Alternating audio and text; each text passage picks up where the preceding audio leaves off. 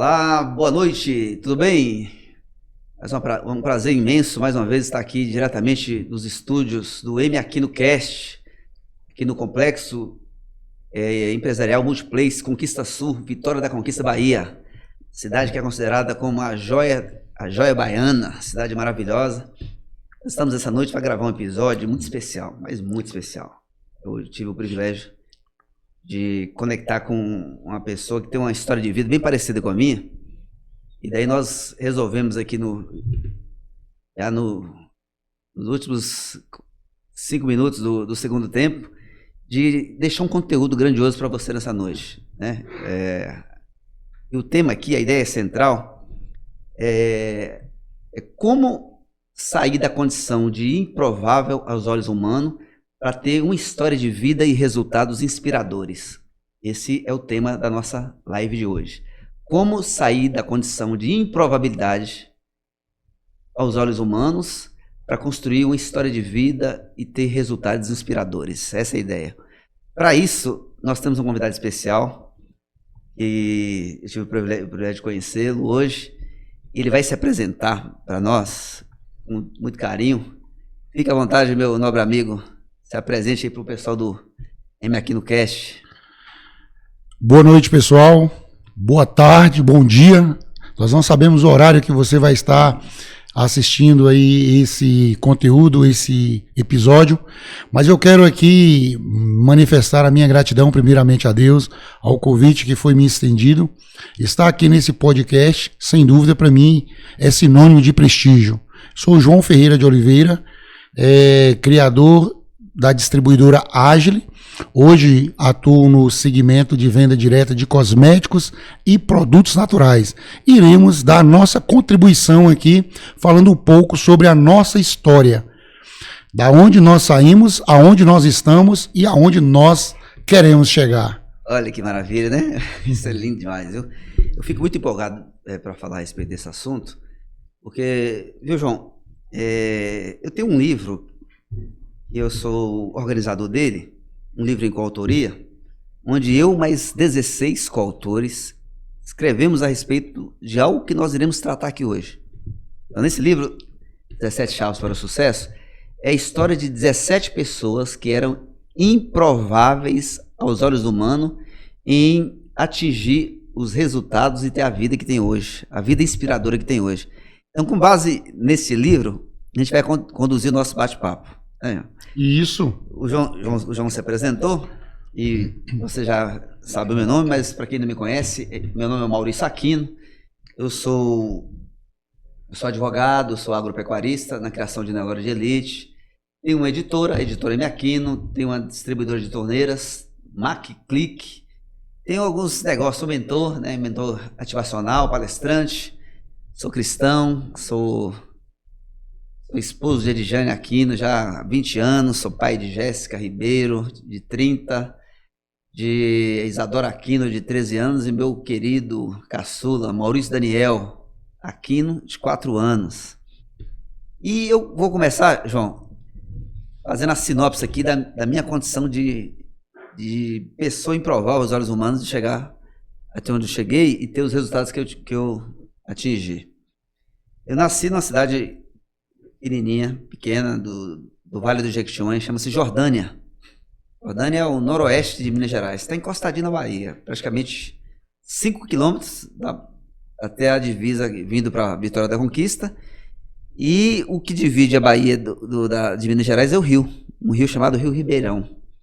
Eu nasci nessa cidade, na época deveria ter mais ou menos 8 mil habitantes, e eu nasci de um casal simples. Meu pai chama-se Edivaldo Ribeiro Guimarães.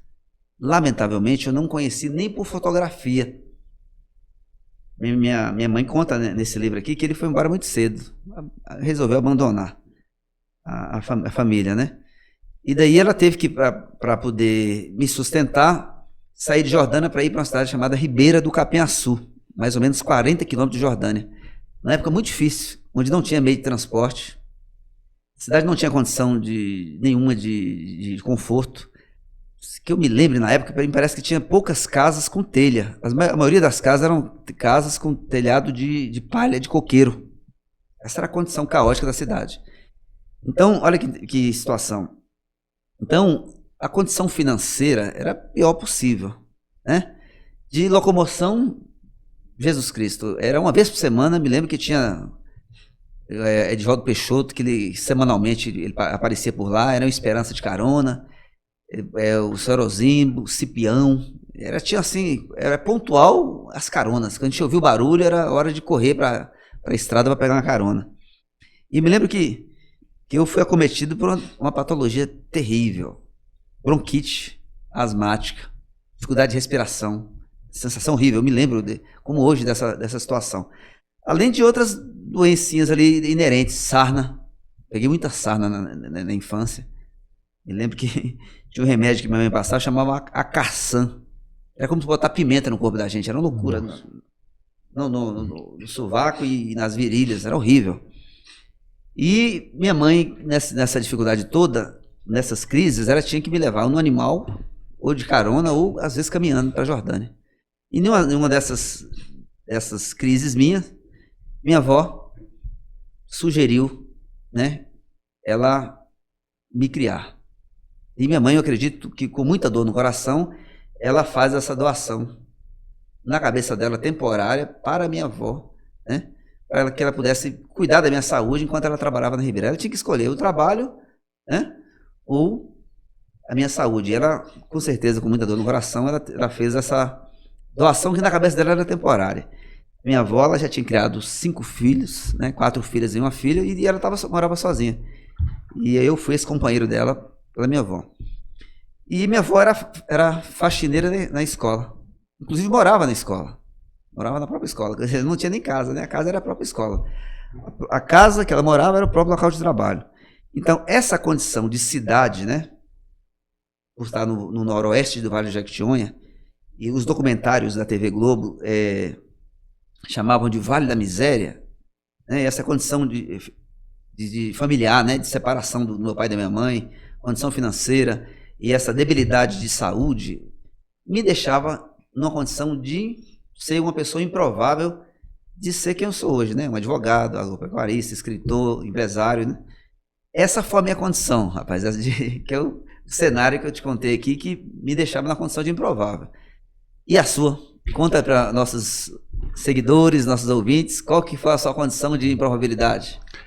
Eu acho que a nossa história, ela se conecta, certo, Maurício? Porque eu também sou de Jordânia. Brincando, rapaz.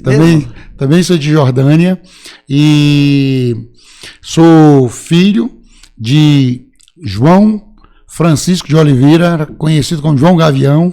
João Gavião, de nome eu conheço, mas não lembro de fisionomia. Pois é, e Rita Ferreira de Oliveira, que era costureira, era minha mãe.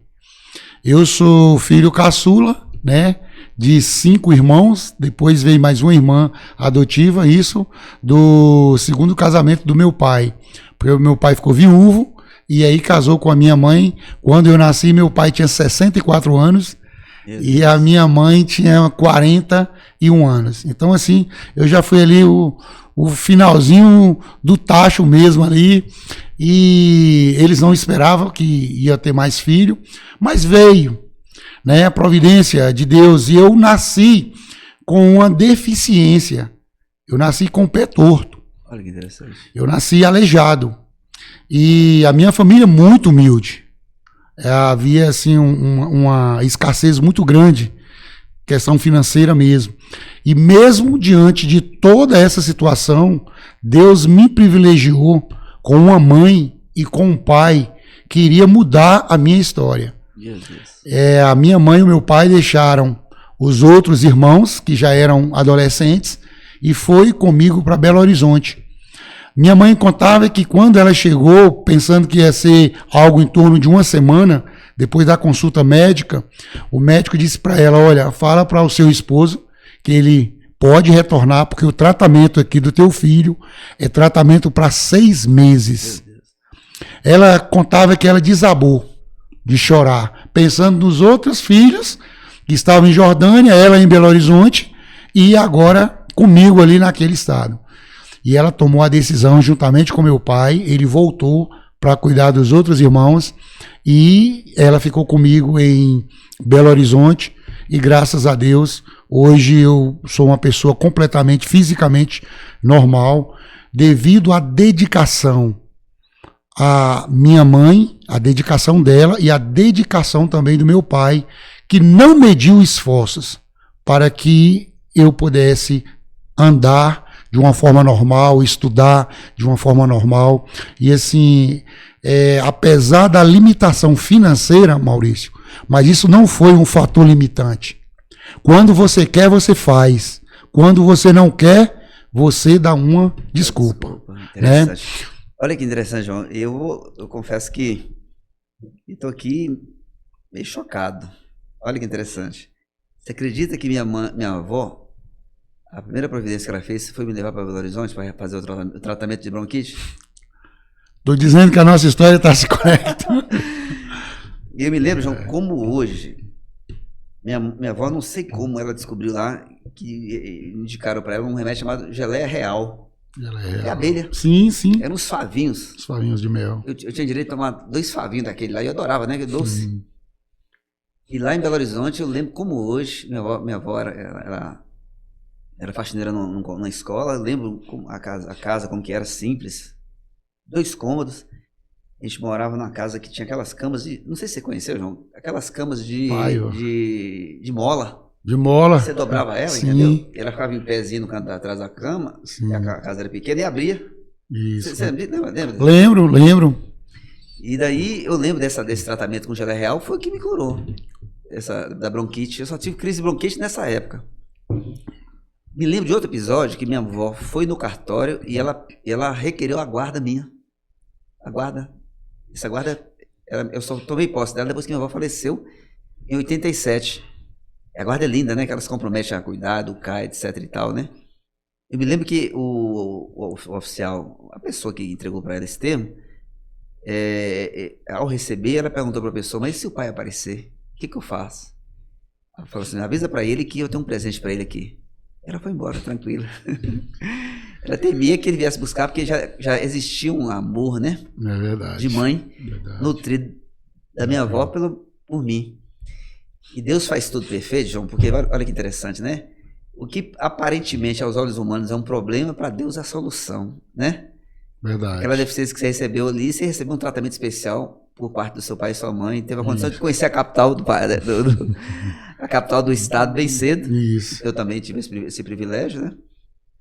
E em 2022, João, numa madrugada, um sonho, não sei, foi uma visão, Deus me mostra em flash toda a minha vida, sem lacuna nenhuma. E nesse flash, nessa visão que ele me mostra, ele mostra que o propósito do meu pai na minha vida era só ser uma semente e ir embora. E o objetivo de Deus era que eu fosse criado pela minha avó. Minha avó que era a máquina. Eu não conheci até hoje, João, uma máquina de visão, de inteligência, de sabedoria, de governância, de temor ao Senhor, de uma pessoa que não tinha, destemida, nem cobra sucuri correu com ela, naquela beira de rio lá, ela pescava.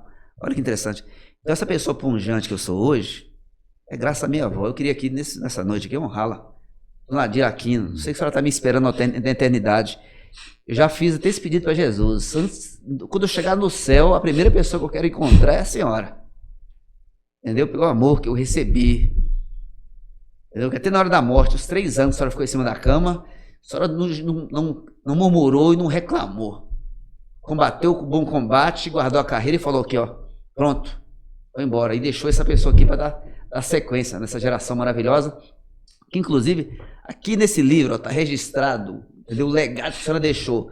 O cristianismo de Jordânia deve a nossa família. Está aqui, ó. Minha mãe deixou registrado. Nasceu no meio do mato, no meio da roça. A senhora cedeu lá a sala da casa da senhora, cedeu a sala da casa da senhora em Jordânia para ser o templo, que hoje é a primeira igreja batista de Jordânia. Então saiba disso, que quando eu chegar no céu, a primeira pessoa que eu quero encontrar antes de Jesus, já pedi licença para ele, eu sei que ele é a pessoa mais importante, mas eu quero te dar um abraço, tamanho do mundo. Sou grato por tudo que a senhora fez por mim. E deixar registrado isso aí, eternamente. Então essa minha avó, João, ela era uma máquina tão poderosa, que eu assisti e contabilizei, ela criou 12 fontes de renda. Você acredita? uma simples faxineira, ela construiu uma dinâmica que eu assisti ela construindo isso na minha frente. Olha que interessante. Foi aí que a gente entra na segunda fase aqui do... Como é que eu saí daquela condição de improbabilidade para ser a pessoa que eu cheguei hoje? Com princípios bíblicos e com ação, de visão, de empreendedorismo que minha avó tinha. A função principal dela, a profissão dela era faxineira. Faxineira é merendeira. Quem fazia faxina também fazia merenda. Então o que ela percebeu? Quem faz merenda, sobra merenda. Resto de merenda, resto de comida, o que é? Vê se você lembra. É lavagem. Lavagem. Sim. Essa lavagem, ela falou o seguinte, ó, com essa lavagem eu consigo montar um negócio. Eu me lembro que ela comprava um casalzinho de porcos. Lá no fundo do quintal dela, ela construiu um chiqueiro. Então, no final do dia, eu ajudava ela a levar essa lavagem para casa. Então, ela percebeu que com aquele resto de lavagem, era possível montar um negócio. Desses 2 porcos, o que ela fazia? Ela matava um e ela vendia. Então, ela captava dinheiro para comprar um casal novamente. Uma parte do dinheiro ela guardava. E o outro, naquela época a gente não tinha geladeira, João, ela fritava, sabe, na banha. Sim. As almôndegas, as costelinhas, e aquilo ficava dentro daquelas latas de banha. Olha que visão, João. Hoje, às vezes, a gente vê pessoas com dificuldade de comida em casa, né, João? E a solução, às vezes, está na porta da pessoa. O que ela fez, além disso? Quem tem porco, tem dinheiro. Quem tem dinheiro, tem carne. Porco é mal educado. Quando você põe a comida lá no coxo, ele derrama muito. O que ela falou? Vou montar a segunda empresa. Galinha. Então, a galinha comia o quê? Aquele desperdício que, em tese, aconteceria da comida jogada no chão pelos porcos. Aí, quem tem galinha, tem ovo. Quem tem ovo, tem biscoito. Rapaz. Quem tem galinha, tem carne. Quem tem carne, tem dinheiro. Quem tem dignidade, tem dignidade. Tem dignidade, tem honra. Olha que interessante. Ela, por ser merendeira, recebia as bênçãos, as doações da diretora de leite ninho. O governo dava muito leite ninho. Então, eu não sei o que é beber um leite de vaca quando era criança. Eu não sei o que é café da manhã. Fui sustentado por merenda de escola. Aqueles mingau em pó que tinha, lembra? Canjiquinha. Minha avó recebia isso lá da escola, levava para casa. E aí ela teve a segunda sacada de montar um outro negócio. Ela percebeu que, na hora do intervalo, as crianças iam até o portão para comprar as merendas. E ela convenceu Dona Araci Mares, saudosa Dona Araci Mares, que é viva até hoje. Um abraço para a senhora, um beijo no coração da senhora. Ela pediu licença para ela montar o quê? Uma caixa para vender geladinho. Lá dentro da escola. Ela falou, vai tirar aquele tumulto do pessoal lá do portão que está machucando as crianças e tal. A diretora achou interessante. Aí ela montou mais uma empresa. E onde vinha a matéria-prima? Da própria escola, desse leite em pó que ela recebia. O que ela fazia o seguinte, ela pegava coco, ralava o coco, fazia geladinho de leite com coco queimado, botava groselha no leite e virava baunilha. Então faziam vários sabores do próprio leite. Empreendedora mesmo. Empreendedora. Eu me lembro que teve uma criança, que é minha amiga hoje, chama Elia Ruas, que mora lá em Eunápolis. Um dia ela chegou e falou assim, ó, esse geladinho da Dona Dira é tão gostoso que parece merenda de escola. Parece merenda de escola. Ela percebeu que o sabor parecido com merenda da escola, que efetivamente era o leite da merenda da escola. Eu assisti ela fazendo isso, meu amigo. Você acha que isso é pouca coisa para você receber uma universidade da vida dentro de casa, né? E eu lembro como hoje, o prefeito da cidade chamado Eduardo Gobira, eu lembro dela emprestando dinheiro a juros para Eduardo. Olha que interessante. Ela tinha a virada de chave. E aí eu assistindo tudo aquilo. O que eu falei? Eu tenho que replicar isso. O que eu fiz? Comecei a ser carregador de uma mesa de Dona Lourinha, que ela vendia o melhor churrasquinho de Jordânia, aos sextas e sábado e domingo. Então eu era o carregador da mesa dela. Carregava a mesa com as tranqueiras em cima, os aparatos, né? Isso. Dessa churrasqueira. Eu ganhava um cruzeiro e ganhava um churrasquinho no final. No final da venda, né? Do final do dia. Se vendesse muito rápido, eu comia ele mais rápido. Mas às vezes, quando demorava muito, até meia-noite, hora da manhã, só comia no final. E era complicado esperar. Mas era a minha vida. Depois, a minha vizinha, eu lavava o carro dela. Dona Ana de Viríssimo, que é viva até hoje. Eu também era carregador da feira dela. Estou falando de 3 rendas. Né? Carregava o espetinho, lavava o carro dela, carregava a feira dela. Eu montei uma engraxataria. engraxava sapato. Dessa engraxataria, eu tinha muito cliente, porque era amigo, as polícias, os professores. Aí eu montei uma rede de engraxataria, que tinha pessoas que tinham caixas e que eu dava todos os recursos, né? Suporte. E dividia o dinheiro. E montei uma sociedade, inclusive, com o filho do prefeito, Dr. Laudelino Flaviano Osório Pimentel Leal, chama Nelson. Hoje ele é o administrador da empresa, e onde eles produzem mais ou menos 5 mil litros de leite por dia. E o pai dele contou para ela essa história, né, que ele trabalhava comigo. O doutor Léo fazia o seguinte, ele enxergava tanta nobreza nessa minha parceria com ele, que o que o Nelson levava para casa de dinheiro, ele segunda-feira passava lá em casa e me dava o dinheiro. Eu não conta para ninguém. Você está fazendo para o meu filho lá, dinheiro nenhum não paga. Porque ele sabia que eu precisava da grana. Sim. Mas ele sabia também que aquele trabalho para o filho era motivo de honra, porque o moleque estava aprendendo a ganhar o dinheiro com o suor do próprio rosto, né? Bom, essa foi a trajetória que eu construí, meu irmão. Sem falar que eu era um pescador e fornecedor de piaba limpinha para João Padeiro. João Padeiro foi uma grande personalidade, um monte de filhos, construiu um legado que até hoje ninguém esquece, aquele bolinho de lata dele, café ele tinha um Toddy com canela, que meu Deus do céu, tinha um chimango, tinha um biscoito voador, ele tinha um carisma com as pessoas, né? E isso é um legado que ele deixou. Eu era o vendedor de piaba oficial do João Padeiro. E ele falava assim, eu gosto das suas piabinhas porque elas são bem limpinhas, nem um pretinho daquele da barriga da piaba ficava. Então, antes de começar o dia meu, eu ia no rio, pegava essa tratada de piaba, era uma forma de ter receita. E outras mais que eu criei. Olha que migração, né? Verdade. Olha a importância. Você pai, você mãe, olha a importância de você ser um empreendedor. Se você for um empreendedor, você vai inspirar seu filho também a ser um empreendedor.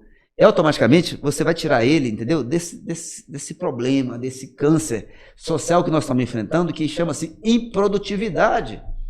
Os adolescentes de hoje não estão querendo produzir, João. Não estão querendo trabalhar.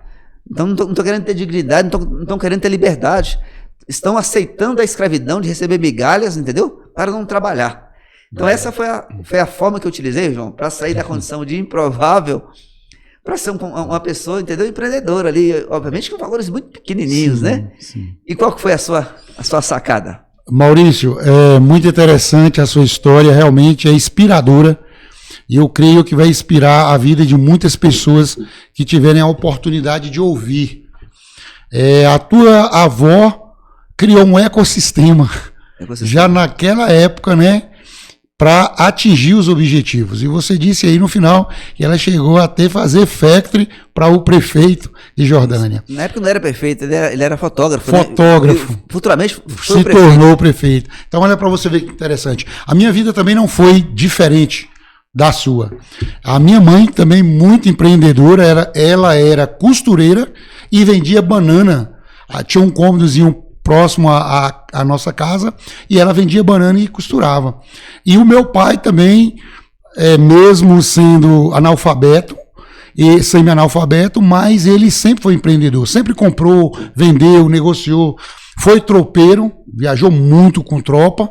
Todos esses nomes aí que você fala, João Padeiro, eu me lembro ainda assim, uma lembrança bem vaga desse leite com canela. Meu Deus. Desse leite com canela. Era um copo americano grandão? Sim. E assim, eu me lembro, João, que era tão interessante, eu pedi um copão daquele de leite com canela e ficava toda hora consultando no bolso para ver se o dinheiro não tinha perdido. Ele tinha medo, né, de no final de o dinheiro perder e não poder pagar, né? Eu lembro dessa cena, né? De tomando leite e ao mesmo tempo pegando no bolso para ver se... Ansioso ali para saber. E aí o que acontece? Com 3 anos de idade, pai, ele mudou para a cidade de Cândido Sales, aqui na Bahia, né? Próximo aqui à Vitória da Conquista. Eu tinha 3 anos de idade. Chegando em Cândido Sales, ele ia muito em Jordânia, porque ele comprava coco lá e trazia para vender em Cândido Sales. E eu fui criado nesse meio. Mãe, quando chegou em Cândido Sales, ela colocou uma barraca de verdura ali na praça, no centro, vinha aqui em Conquista, comprava verduras e eu fui criado ali do lado, vendo ela negociar e fazer todo esse movimento. E eu comecei a minha trajetória também muito cedo. Ali com a idade de 9 anos, a gente tinha os brinquedos que eram os neguinhos, aqueles neguinhos, aqueles carrinhos, e eu tinha bastante.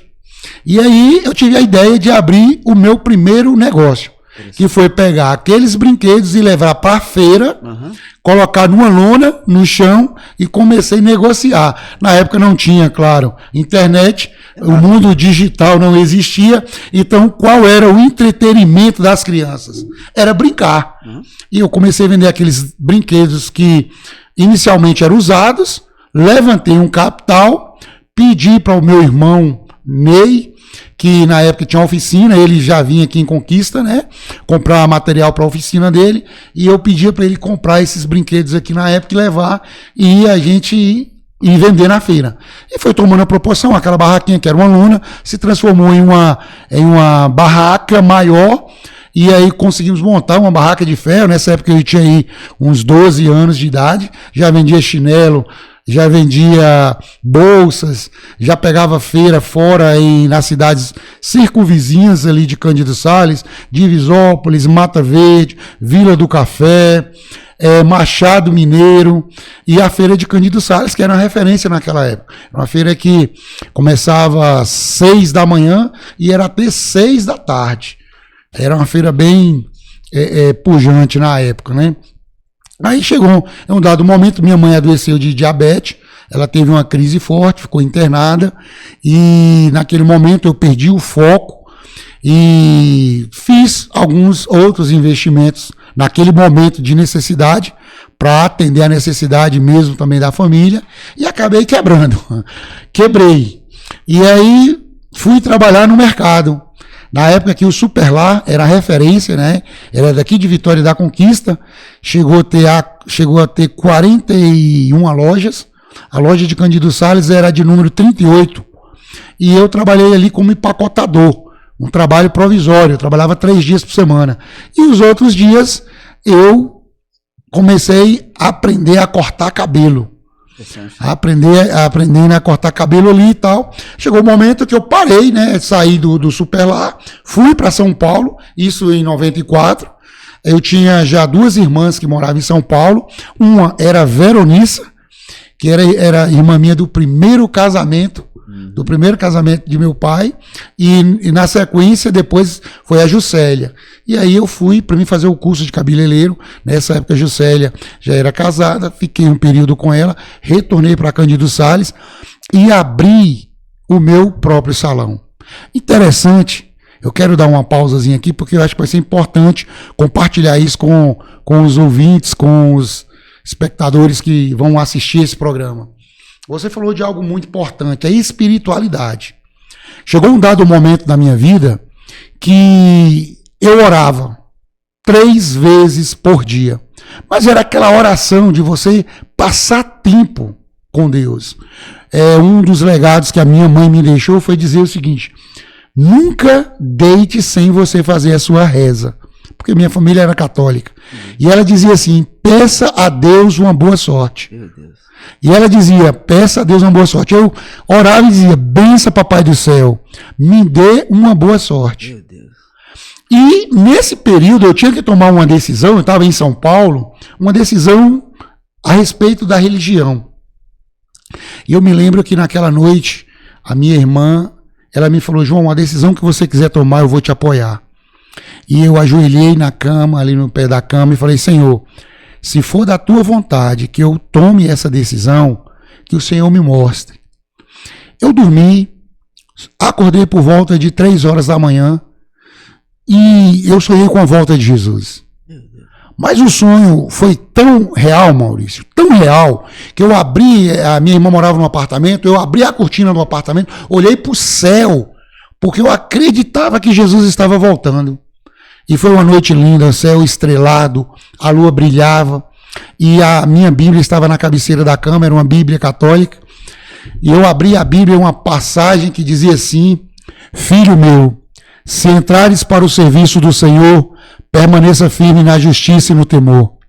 Prepara teu coração, espera com paciência, dá ouvido à palavra da sabedoria, não te perturbes no tempo da infidelidade. Sofra as demoras de Deus, dedica-te a Deus e no derradeiro momento a tua vida se enriqueça.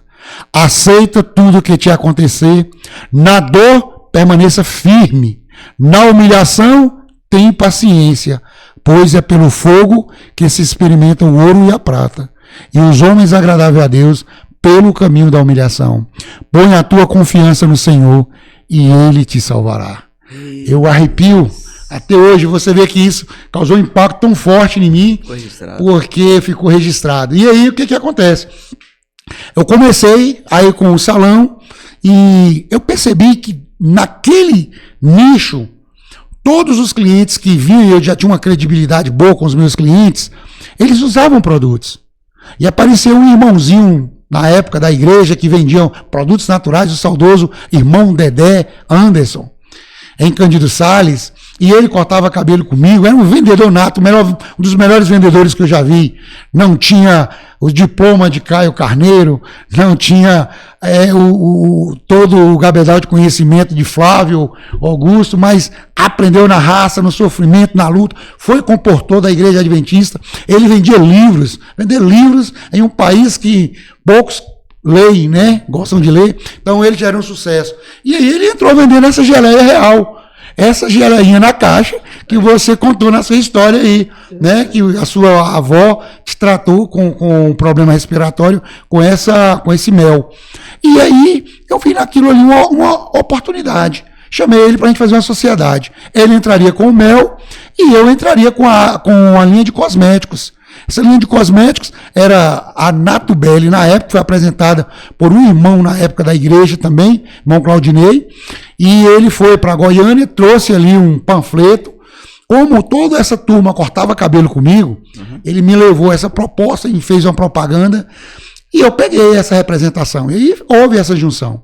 Nós trabalhamos ali por volta de 6 meses, adquirimos ali uma quantidade de produtos, e chegamos a uma conclusão que eu e o meu sócio, né, o Anderson, iria dividir, separar ali meio a meio, cada um ficaria com aquela quantidade de produto e iria tocar a sua vida, iria vender. Eu continuei com o salão e vendendo esses produtos. E chegou um dado momento que, como todo empreendedor, eu precisei tomar uma grande decisão. Ou continuaria com o salão de cabeleireiro, ou, de fato, iria mergulhar no empreendedorismo, na venda direta. Eu confesso para você que até hoje eu tenho saudade de tantos clientes e amigos, porque no salão você não cria clientes, você cria amigos. Sim. Os seus clientes se tornam amigos, compartilha isso, compartilha as suas histórias e tal. E aí eu tive que tomar a decisão, mas olhando pelo viés financeiro, eu optei naquele momento de deixar em stand-by o salão e, de fato, começar a garimpar outros clientes, outros revendedores em outras cidades. E aí eu coloquei ali uma vitrine dentro do salão. Chegou um dado momento que eu acabei com o salão, transformei em uma pequena loja, né, de 20 metros quadrados. Comprei o carro, tirei a habilitação, comecei a trabalhar, fazer ali um trabalho de campo. E hoje, graças a Deus, nós estamos nesse segmento há mais de 20 anos. Há mais de 20 anos, né?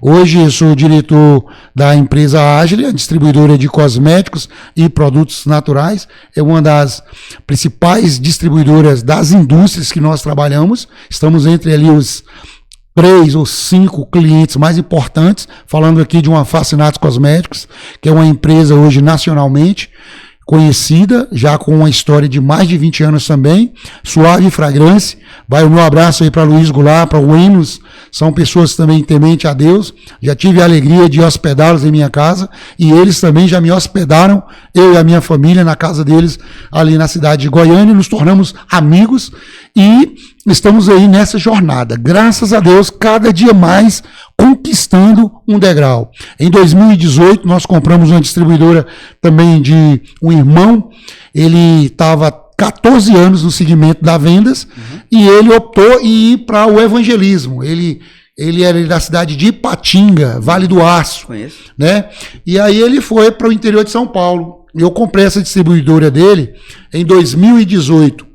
Na verdade, eu comprei ali o campo que ele já atuava, a gente deu continuidade. Inclusive, agora mesmo eu estou com um vendedor, um colaborador, inclusive meu sobrinho Felipe. Ele passa 14 a 15 dias ali naquela região de Governador Valadares, Ipatinga, Timóteo, Coronel Fabriciano, Ipaba, Caratinga, enfim, Novo Horizonte. E eles trabalham já fazendo as entregas, que hoje a gente faz as vendas, né? Por telefone, a gente trabalha com as campanhas e demos continuidade. A princípio eu tinha um ponto físico lá, depois eu trouxe essa base para a sede em Cândido Sales e a gente faz esse trabalho. E comprei também agora, no ano passado, uma loja lá em Itabuna, a Use Ervas, ali na Rui Barbosa, Alameda Rui Barbosa, paralela com a avenida principal, que é a Cinquentenário, ali de Itabuna. Essa loja era da minha irmã, eu comprei ela em 2007, em 2011 vendi para minha irmã e agora comprei novamente essa loja, essa distribuidora lá. Em 2022 também tive a oportunidade de fazer um negócio com o Jaime, ele tinha uma empresa ali em Tapetinga, na Praça da Bíblia, a Natura Vita, 18 anos ele fazendo os atendimentos, e ele acabou negociando essa loja comigo e nós compramos. Inclusive eu estou com o nosso gerente comercial, o Sérgio, que está lá hoje, né, fazendo o balanço com o pessoal e com a turma lá. Então assim, quando eu olho para as probabilidades e oportunidades que eu tinha, todo mundo olharia e dizia: não vai dar certo. Eu escutei muito isso. Ele está empolgado, essa questão aí não vai dar em lugar nenhum, daqui a pouco todo mundo vai estar mexendo com esse ramo. Mas, na verdade, Maurício, eu acredito que o sol é para todos. O que vai diferenciar o ser humano é a sua visão. É a sua visão. Todo dia, quando você levanta, você tem duas janelas para que você possa refletir e olhar. Você tem a janela do céu azul, do sol brilhando, das oportunidades, mas você também tem a janela do céu nublado, do dia triste, do dia das lamentações. Eu sempre optei em olhar para a janela que o sol brilha, ou seja, foco na solução, não no problema, porque tudo que nós focamos acaba crescendo e toma dimensões. Sim. Então, se eu foco no problema, efetivamente esse problema vai crescer. Mas o inverso também é verdade. Se eu focar na solução, a solução também vai crescer. E eu sempre optei em focar na solução dos problemas. E se o problema não tem solução, como dizia o professor... o meu professor em coach, Sullivan França, se não tem solução, solucionado está. Sensacional, né? Que chave interessante que nós recebemos essa noite, que presente. Você que está nos assistindo aí, esse canal do M aqui no Cast, o canal foi desenvolvido, foi criado para poder compartilhar contigo conhecimento, experiência, expertise, resultados grandiosos. M aqui no Cast, podcast com propósito. Compartilhe esse conteúdo com as pessoas que você gosta, com seus amigos, nas suas redes sociais. Faça com que esse conteúdo vá mais longe. Essas dicas, essas chaves, essa história que está sendo contada aqui, ó, é a maior demonstração do mundo. Se nós chegamos, você também pode. Então, a cidade que você morou, se ela é uma cidade pequenininha, com pouco recurso financeiro, entendeu? Com certeza, ela não é tão... Então, não é pior do que a nossa cidade. Então, João, qual é a sua idade? Hoje eu estou com 49 anos. 49 anos. Eu tenho 57 anos. Portanto, eu tenho mais tempo. Eu conheço mais Jordânia do que ele. Eu nasci antes dele. Nós não nos conhecemos porque eu acredito que, né? Deve ter sido em relação com a diferença de idade, né? Isso, é verdade. Agora não é tão grande, mas lá na infância era muito grande. Era muito, Então, ou seja, 57, 10 anos de diferença, né? 8 anos. 8 anos é muito tempo de infância, ou seja, enquanto você estava começando a cena, eu já estava bem na frente. Já vendendo a piaba. Já vendendo piaba, já estava faturando. Tinha uma empresa de engraxataria lá que já faturava, né? O João, ele nos compartilha uma chave muito, muito poderosa que eu carrego comigo, que é o seguinte, ó, não há nada grandioso que você possa construir se não for a partir de uma decisão difícil que você tomou. Entendeu? Não existe fórmula secreta. Eu, se tivesse que enumerar, eu chegaria de 1 a 100 decisões difíceis que eu tomei. Então, se porventura você está hoje numa encruzilhada, você está hoje insatisfeito com seus resultados, aplica essa chave aqui, ó. Toma uma decisão difícil na sua vida. Saia do comodismo, saia do conforto. Porque se você não tomar essa decisão difícil, você vai tomar uma decisão Mais difícil ainda, que vai ser buscar uma estabilidade. Estabilidade não existe. Só que para você ter uma ideia, tudo que Deus criou foi para estar em movimento.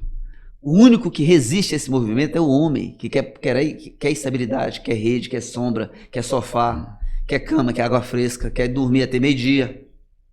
Então o resultado inspirador que ele tem aqui foi em razão de dezenas, centenas de decisões difíceis que eu tomei. Entendeu? Então essa é uma chave. Registra isso na tábua do seu coração. Eu preciso tomar uma decisão difícil. Escreve aí, ó. Eu preciso tomar decisões difíceis. São as decisões difíceis que vai fazer com que você tenha os resultados que a sua alma deseja. Eu gostaria de agora falar da minha parte, João, da virada de chave, de como é que tudo aconteceu. Não há nada mais inspirador para um ser humano crescer do que um ambiente. Então eu tive a felicidade de trabalhar cuidando de galos de briga.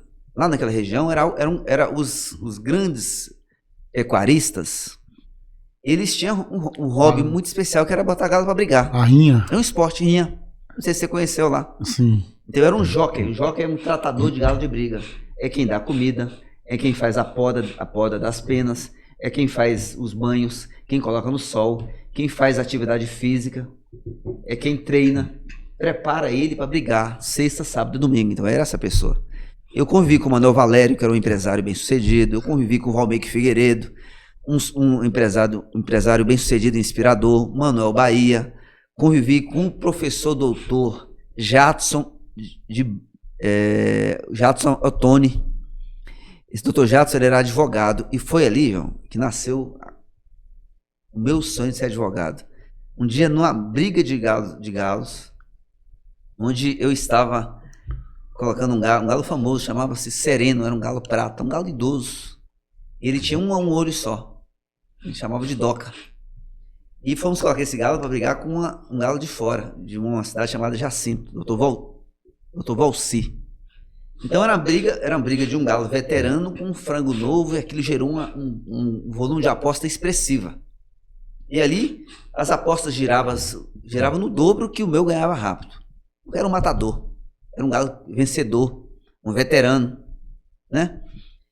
E que estaria enfrentando uma briga diferente, queria brigar com um galo novo, um frango novo, sem resultados até então, que era uma surpresa. Então a gente imaginava que ia ganhar rápido essa briga. Só que aconteceu que no início da briga ele toma um tiro de pé e ele perde o olho sadio dele. Nossa! E isso é um caos dentro de uma briga de galo, né? Porque daí ele não consegue ver o adversário. E o adversário muito competente começa a dar tiro de pé na cara dele e estraçar ele da espora. E sangue começou a voar. Então aquelas apostas de 1.000 para 500, de 100 para 50, 50 para 25, né? Que perdia o frango, viraram. Que perdia o Sereno. Que perdia o galo, que era o galo que tinha tudo para ganhar. E daí eu, Maurício, que fazia um trabalho com muito amor, que era cuidar dos galos de briga, eu começo a orquestrar aquela briga, conversar com ele. Porque eu fazia isso nos treinamentos. Falando para ele, encosta nele, Sereno. Entendeu por quê? Porque a única chance que eu tinha de não morrer rápido era se eu encostasse nele. Porque o frango, ele era um ponta de bico. Esse ponta de bico é um animal que ele trisca o bico e bate muito, fura muito, mata rápido. Então eu sabia que se ele encostasse no frango, ele ia diminuir essas esporadas que ele estava tomando. E ele encosta. Quando ele encosta, eu falei, fura ele, Sereno. Fura ele, Sereno. E Sereno começa a dar uns pulinhos para cima. Aqueles pulinhos para cima, entendeu? Já existia uma pré-preparação. Como ele era um frango que tinha um galo que só tinha um olho, esses galos que só tem um olho, eles batem quando o animal está perto dele. E ele bate mais na parte de baixo. Ele não bate na parte de cima. É um barrigueiro que a gente chama. Ele bate na parte do papo para baixo. E para isso a gente faz o quê? A gente pega as esporas, João, e bota elas alinhadas para cima. Não para furar, mas para rasgar. Ele faz isso e puxa. Entendi. E Sereno, quando ele ouve esse comando meu, ele encosta no outro galo e ele começa a fazer essa sapatada sem barulho. Mas ali eu vi os primeiros rasgões no peito. Ele puxou e rasgou. Nisso venceu os 15 minutos que ia para a molha. Né? Eu vou lavar Sereno todo ensanguentado. Mas antes da molha, eu ouço um comando. Aquele comando foi do céu. O Dr. Jadson, ele ficava na parte de cima. Ele tinha um bigodão, ele tinha uma voz imponente, e dali ele ele emite um som, um elogio. Ele fala, eu estou diante de um fenômeno. O melhor tratador de galo de briga de Jordânia chama Maurício Aquino. Aí ele cita, não tem um bagaço, não tem um Det Psyll, não tem um popô, não tem ninguém. Esse rapaz, ele orquestrou a briga. E aquilo era realidade, eu sabia disso. E dali eu falei, essa sensibilidade deste doutor deve ser porque ele é advogado. Naquele momento nasceu o meu desejo de ser advogado, na briga de galos de briga. Olha que interessante, né? A gente volta depois para o segundo round, que era de 20 minutos. Só que eu lavei sereno na cabeça dele, etc. Então ele não enxergava nada. Mas quando eu olho para o adversário estava derramando a comida do papo. Entendeu? Todo rasgado. E aí o adversário chegou e botou água no bico dele e vazava embaixo.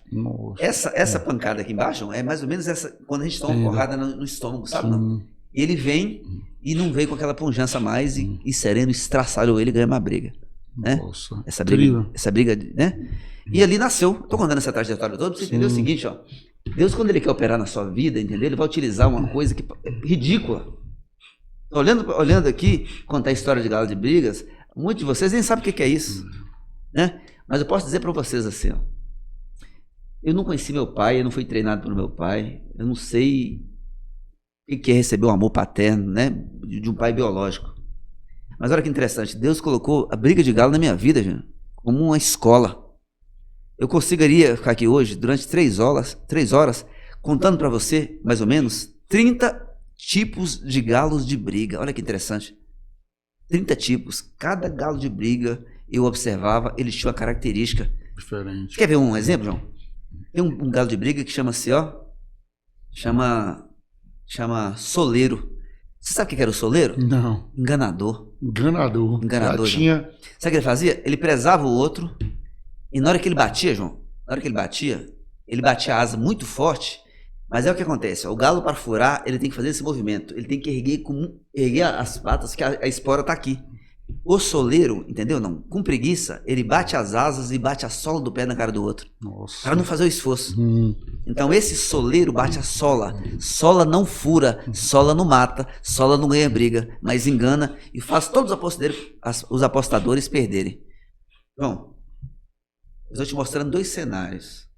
De um galo que perdeu o último olho dele, cego, ele vai e muda a estratégia e ganha a briga. Eu estou te mostrando o cenário de um galo, tá vendo? Que ele com saúde, com as visões íntegras, resolve na briga e fica enganando, entendeu? Não? Sabe o que acontece, João? Toma espora na cara e cai morto. Você conhece algumas pessoas como esse galo de briga vencedor na vida? Conhece pessoas assim?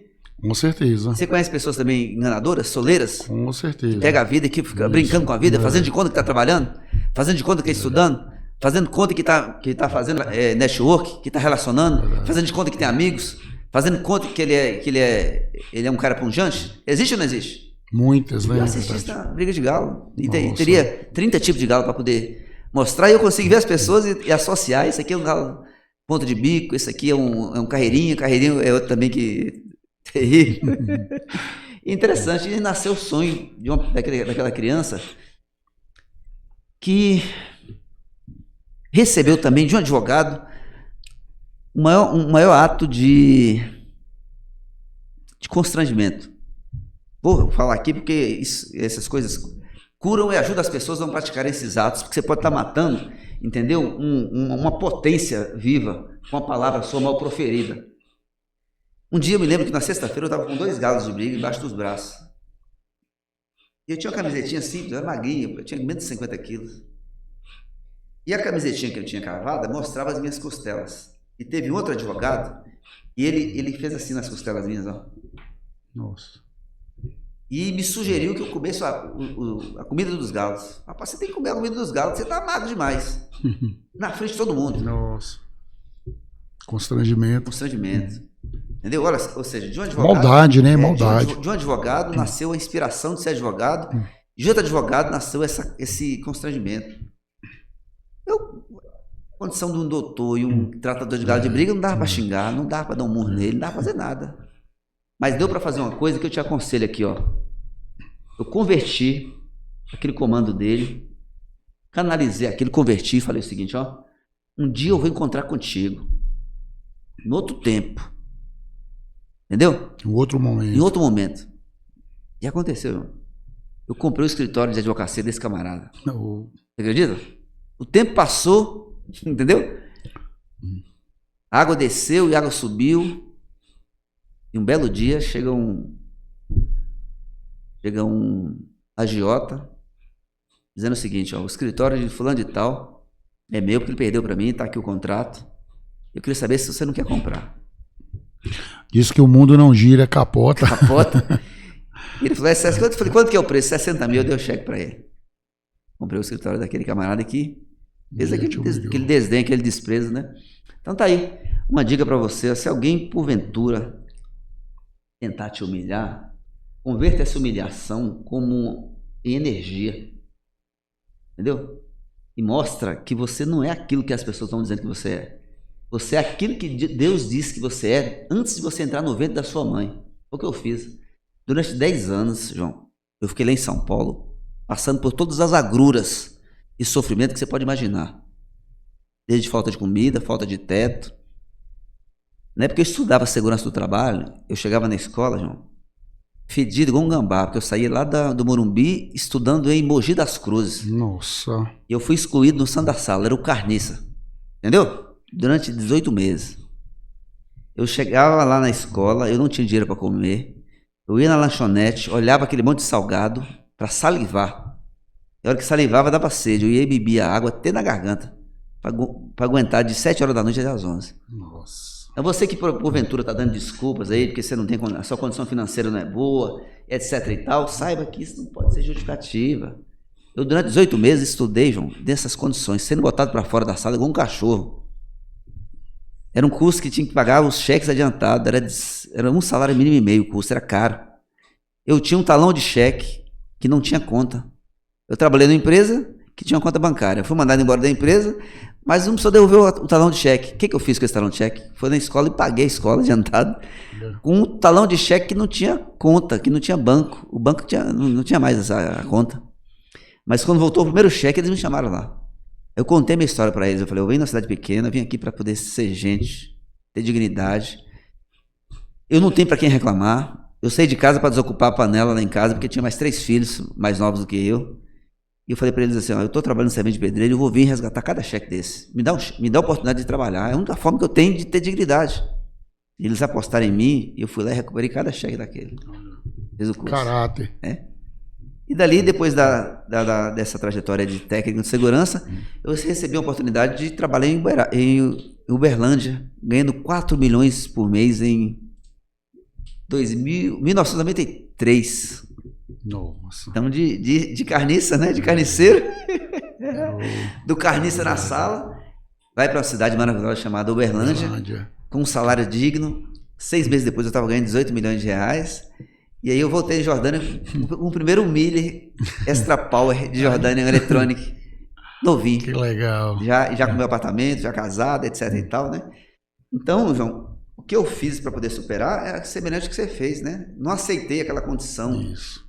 Nem de saúde, né? Nem de debilidade física, nem eu com a bronquite. Não aceitei a condição financeira, né? Não aceitei a limitação da cidade por ser pequena. Simplesmente eu fiz exatamente o que você fez também, né?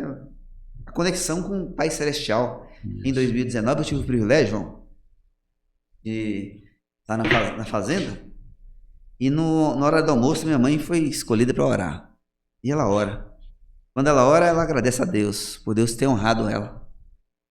Por um dia ela ter me entregado no altar do Senhor para que Ele cuidasse de mim. Quando eu saí de casa com 17 anos, foi um sentimento de alegria por parte da minha mãe, porque ela sabia que precisava. Porque, né, era 4 bocas. E eu era o mais velho, com 17 anos, comia pelos 3. Entendeu? Aí ela vai lá e ela me deu uma radiola, um disco do Luiz de Carvalho, cristão, uma blusa de mulher, de viscose, que fechava pelo lado esquerdo, fechava aqui. Já usei. E um cobertorzinho azul, daquele que você estica e esconde, sabe? Se cobre a cabeça, o pé descobre. E desejou assim, vai com Deus, meu filho, né? E aí eu parti, né? Recebi um desestímulo também de uma pessoa que eu contei para ele. Eu estava indo embora para poder ser advogado, e ele chega e dá uma cargalhada absurda, rolou no chão, etc e tal. Aquilo também foi um combustível para eu não voltar lá. Eu só voltei lá com a carteira de advogado, né? Então essa foi as decisões difíceis que eu tomei. Você tomou decisão difícil. E a mais difícil de todas, João, foi aos 17 anos, quando minha avó faleceu, em 87. Eu trabalhava no maior comerciante da cidade, que mais faturava, Manuel Pereira Ruas, né, o crente. Entendeu? Ele faturava, assim, o maior faturamento que tinha na cidade, sem dúvida nenhuma. Ele tinha mais de um comércio. E daí, eu fiz na época uma proposta para ele, falei, eu queria receber, além do meu salário, uma comissãozinha pelo faturamento da empresa, que eu sabia os valores, né? Fiz a conta. Eu fiz a conta de 0,2%, que era só melhor do que 0,1%. Era quase nada. Ele falou, não tem jeito não. Não tem como não, é só o salário mesmo. E o salário era meio salário mínimo. Então hoje seria 600 e poucos reais. Então eu falei para ele, é aqui que a gente se separa. Mas eu, de forma estratégica, já tinha feito o network. Sabe aqueles representantes comerciais que vendiam lá no balcão? Sim. Eu tinha feito amizade com todos eles. Quando eles chegavam, eu queria saber onde eles estavam hospedados. O que eu fazia à noite? Ia lá pro hotel. Para fazer o quê? Conversar com eles. Eu ficava perguntando para eles quais as cidades que vocês viajam, quais os estados que vocês vão. E eles me falavam, e eu me enchia de vontade de conhecer essa cidade todas. Tá aí uma chave, entendeu? Conecta pessoas, independente de onde você esteja, não é importante. Mas onde você quer chegar é extremamente importante. Conecta as pessoas. Um belo dia, decidido que queria sair de lá, um dos representantes comerciais, que chama-se José Maria Vilela, saudoso Maria Vilela, eu te amo, você é o pai terreno, o pai que eu não tive aqui na terra, né? Ele me faz o convite para trabalhar com ele como preposto, ser um representante comercial pelo Brasil com ele. Na época, uma empresa de Ponte Nova, chamava-se Armaria Universo, vendia mais ou menos 1.200 itens, né? E daí ele me deu um bilhetinho com o telefone na casa dele, eu falei, eu quero te ver lá em Valadares daqui a 30 dias. E no dia que ele marcou, eu estava lá. E ali começou a minha trajetória como representante comercial. Viajei pelo Brasil, né, pelo Minas Gerais, Bahia, Espírito Santo, Pernambuco, Sergipe, Alagoas, etc e tal. Sendo vendedor, né, caixeiro viajante. Aprendi a ser vendedor, vender tudo, né, vendia tudo, 1.200 itens. Mas eu percebi que se eu continuasse ali, embora eu estivesse ganhando muito dinheiro, eu não podia estudar. E ali eu resolvo de novo tomar uma decisão difícil. Largar a representação comercial, dinheiro e glamour, porque eu estava nas cidades pequenas com grana, você imagina aí, adolescente, era o mundo perfeito, né? Mas o mundo perfeito não era o mundo que eu tinha... O ideal, né? É, o ideal que eu tinha desejado, que era ser advogado. Aí eu peguei na mão dele e falei, aqui que a gente se separa. Ele falou, não é possível. Eu falei, é isso aí mesmo. Voltei novamente lá para São Paulo e lá começou toda a trajetória, né? E aí vai uma dica para você. O crescimento, ele não é linear. Ele é côncavo. Então, se você está num ponto e pretende chegar num ponto mais alto, não é voando assim. É você, sendo humilde, descendo, tá vendo? Descendo aqui, caminhando por um deserto, depois você sobe. Aí você chega num ponto aqui, aí você contempla o ponto que você estava. É assim que funciona. Eu li todas as biografias desses caras bem-sucedidos do Brasil e do mundo, e a trajetória é sempre a mesma. Toda vez que você precisar subir, você vai ter que cair. Tô mentindo, João? De forma alguma. Impressionante. Assim, quando você disse os agentes que apareceram na sua vida para desmotivá-lo, para tirar o ânimo, para fazer de você um vitimista, um reclamador, essas pessoas você transformou. Aquilo que era para dar errado, você transformou de uma forma sábia para algo que fosse um trampolim para que você saísse do seu estado A para o teu estado B. Interessante, tem uma frase que eu gosto, de Nietzsche. Ele fala, o problema não é daquilo que eles fizeram com você. O problema é o que você vai fazer com aquilo que eles fizeram com você. Então, o momento de humilhação que às vezes eles acharam que ia desmotivar você. Quem? Você vai se tornar um advogado naquela época, e uma época não tão longa assim, um advogado chegava em uma cidade pequena, ele tinha status de um desembargador. Era autoridade. E você saindo ali da rinha de galos, né? E chegar a esse status, eu não tenho dúvida, Maurício, que você tem aí a bênção de Deus. Você tem aí a direção de Deus. Não é à toa que você passou por todo esse projeto. Poderia ser uma pessoa frustrada, não conhecer o pai, né? Poderia ter se sentido rejeitado, mas você se sentiu acolhido pelo carinho e pelo amor da sua avó. E isso aí fez total diferença na tua vida e pode também fazer a diferença na vida de você que está assistindo aqui esse programa, que acompanha aqui esse podcast. Você entender que o que te trouxe até aqui não vai te levar aonde você quer ir, aonde você precisa chegar. Às vezes você tem que mudar o ambiente, às vezes é as amizades, às vezes é de negócio, às vezes é até de crenças limitantes. E eu tenho certeza que se você tomar essa decisão, como o Maurício disse, com humildade, porque isso é bíblico. A Bíblia fala que o orgulho precede a queda. Em outras palavras, o homem, antes de cair, ele precisa se orgulhar, achar que é alguma coisa. Então, pelo caminho, é pelo fogo que se experimenta o ouro e a prata. E os homens agradáveis a Deus pelo caminho da humilhação. Põe a tua confiança no Senhor e Ele te salvará. E tem uma frase que eu uso muito, que diz: não há crise que resista à fé em Deus e à força do trabalho. Meu Deus. Que chave maravilhosa, né?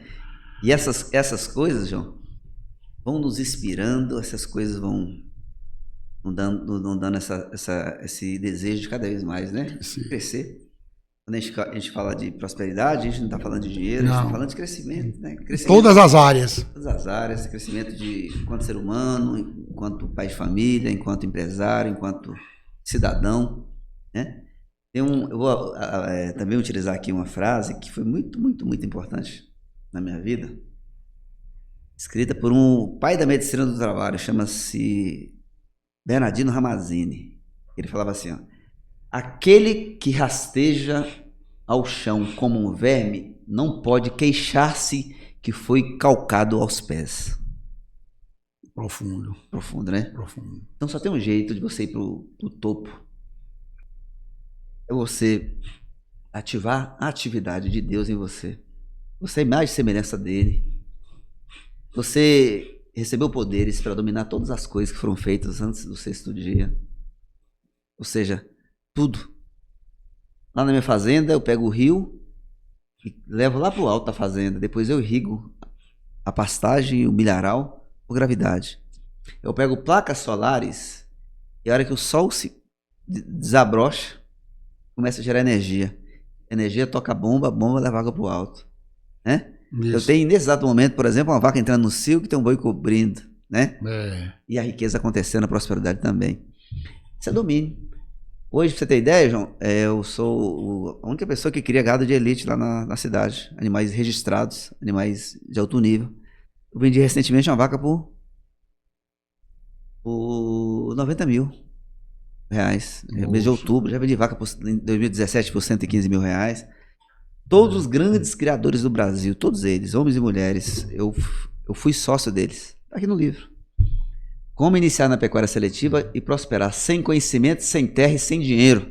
Rapaz. Poderoso, né? Chave. A Massal tomou um susto. Depois eu te mando o corte da minha conversa com o Pablo Massal, ele falando sobre esse livro. Sem conhecimento não tem problema. Conecta com pessoa que tem. E aí você adquire. Com as redes sociais agora de YouTube, Facebook, Instagram, nunca teve tão fácil. Verdade.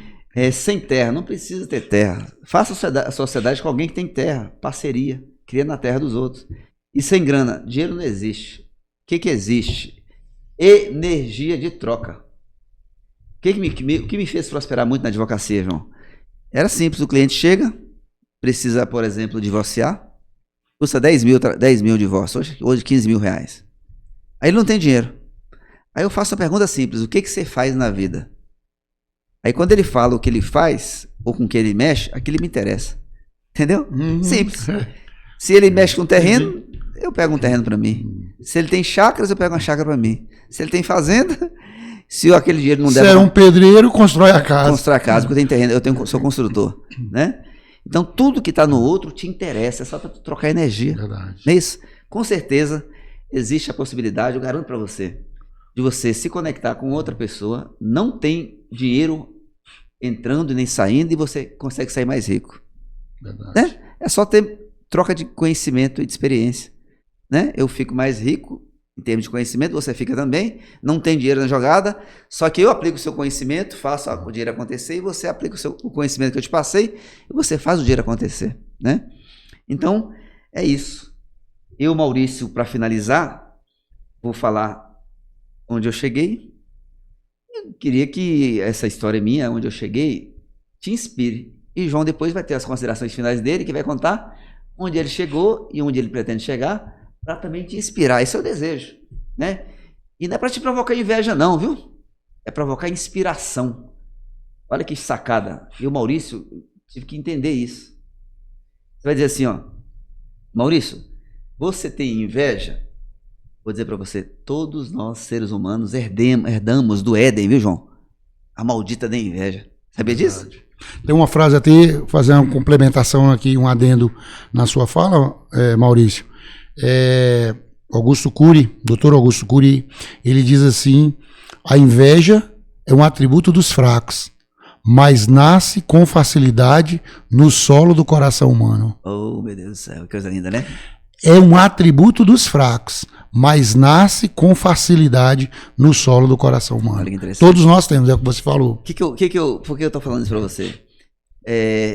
Lá no céu começou a inveja. Lembra que o Lúcifer, ele com inveja de Deus, queria ser Deus, não foi? A rebelião aconteceu lá. A parada da inveja foi lá no céu que começou. Não é a mesma coisa. E é grave, né? Grave. É grave. Esse problemático que nós vivemos hoje aí foi fruto do que aconteceu lá. Um terço dos anjos teve que tomar um pé na bunda do céu, da eternidade, né? No Éden aconteceu o quê? Inveja. O Satanás, né? Ali pela serpente, ele convence Eva de que se ela comesse aquela fruta que não era permitida, né? Era a única coisa que não podia fazer, que ele teria a inteligência de Deus, né? Seria Deus. Foi isso, não fez? Foi isso. E Eva acreditou, e aí aconteceu o que aconteceu. Como é que você faz para você pegar um eventual sentimento de inveja? Eu não sinto mais inveja hoje, mudei. Esse drive eu resolvi ele rapidinho. É só você fazer o seguinte, ó. Se você desejar ser escritor, por exemplo, você achar que foi interessante ter um livro como esse, para ser uma fonte de renda, para ser um cartão de visita de entrada em qualquer ambiente, não queira ter esse livro sem o esforço. O invejoso, João, ele quer o seu carro. Ele não quer o outro carro, ele quer o seu. Verdade. E sem o esforço que você desprendeu para tê-lo. Ele não quer uma mulher parecida com a minha, não. Ele quer a minha mulher. Ele não quer a casa parecida com a minha, ele quer a minha casa. Só que ele quer sem o esforço que eu tive para conquistar a minha mulher durante 20 anos. Ele quer a minha casa sem o esforço para poder pagar e para tê-la, né? Então, como é que eu faço? Usa como inspiração. Então, se você achou um carro bonito, usa aquilo como inspiração para tê-lo um igual, da mesma marca, mais novo. Não é isso? Modele, né? O que deu certo. Essa modelação. Troca esse drive da inveja por inspiração. E tudo muda. Aí você vai ser um contemplador. Então, um dia eu quis ter uma fazenda. O que eu fiz? Me inspirei em pessoas que tinham. Isso. E hoje eu tenho algumas. Eu visitei fazendas que tinham animais bonitos, vacas e bois, Nelores bonitos. O que eu fiz? Me inspirei. E hoje eu tenho, né? Eu, Maurício, vi famílias bonitas, construídas.